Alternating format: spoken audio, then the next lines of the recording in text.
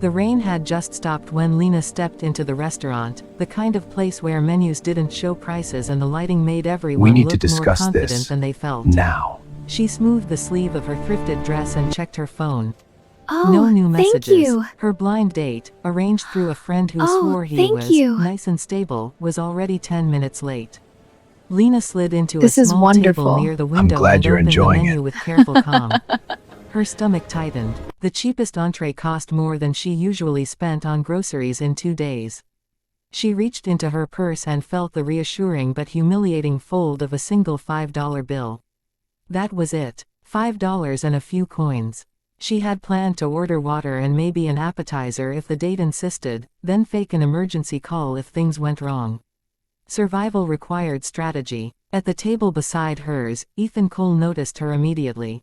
He hadn't meant to people watch tonight, he had come here for silence, a rare break from board meetings and bedtime stories. His 6-year-old daughter was with her grandmother, and the emptiness of the evening had driven him out. Still, something about the way the young woman held herself, straight-backed, composed, eyes darting briefly to prices, caught his attention. He recognized that look. He'd worn it once, years ago, before the company, before the money. Lena ordered water with a polite smile and folded her hands in her lap. She told herself not to panic. The man she was meeting would show up, surely. She practiced what she'd say if he suggested sharing something expensive. She could laugh it off. She could say she wasn't hungry. She could leave. Minutes stretched. Her phone buzzed at last. A message appeared. Sorry, something came up. Can't make it. Maybe another time. For a second, the room tilted. Embarrassment burned hotter than fear. She imagined the waiter's judgment, the couples around her, the absurdity of sitting alone in a place she couldn't afford. She stood abruptly, then sat back down, breathing through the moment. She could just leave, but leaving without ordering anything felt worse somehow, like admitting defeat. Ethan saw her read the message. He saw the way her shoulders stiffened, how she blinked too fast.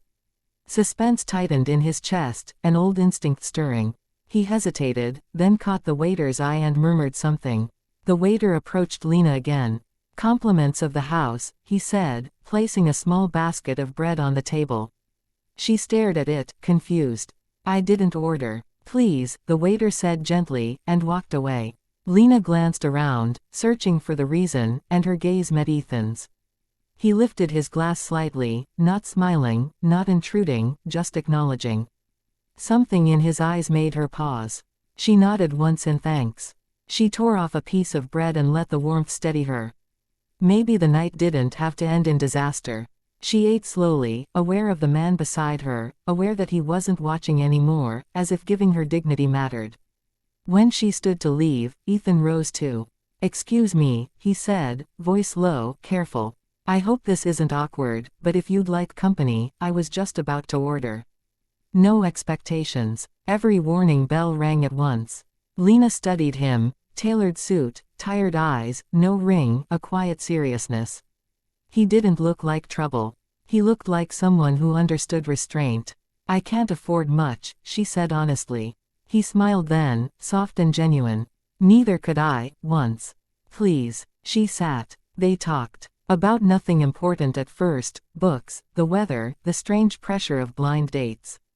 He didn't boast. He didn't ask questions that pried. When food arrived, he ordered enough to share without making a show of it. Lena relaxed despite herself, laughing once, then again. As the check came, she reached for her purse automatically, dread creeping back in. Ethan touched the folder lightly. I've got this. I can't let you. You can, he said. And one day, you'll let someone else. She hesitated, then nodded. Outside, the night had turned clear and sharp.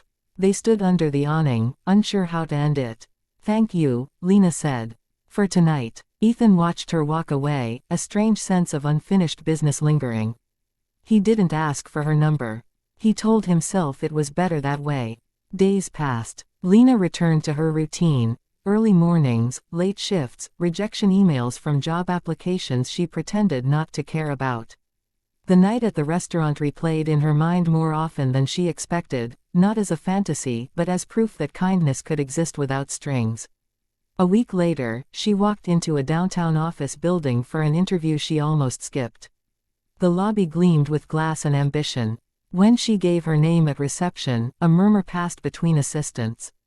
She was escorted into a conference room. The door opened. Ethan froze mid-step. For a second, neither spoke. Lena's heart pounded as recognition dawned. The suit, the posture, the controlled confidence, it all made sense now. "I didn't know," she said quietly. He exhaled, something like relief crossing his face. "Neither did I." The interview was brief and professional.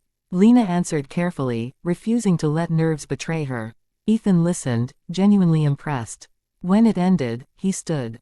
"You were honest with me that night," he said. "I value that." She met his gaze, pride steadying her. "I don't want favors. I wouldn't insult you with one," he replied. She got the job. They took things slowly after that, coffee breaks, shared lunches, conversations that deepened. Lena learned about his daughter, his late wife, the weight he carried. Ethan learned about her resilience, her quiet ambition, the $5 that had nearly kept her from a different life. Suspense lingered between them, not of danger, but of possibility. And when Ethan finally reached for her hand one evening, Lena didn't pull away. She squeezed back, knowing that sometimes, watching quietly from the next table could change everything.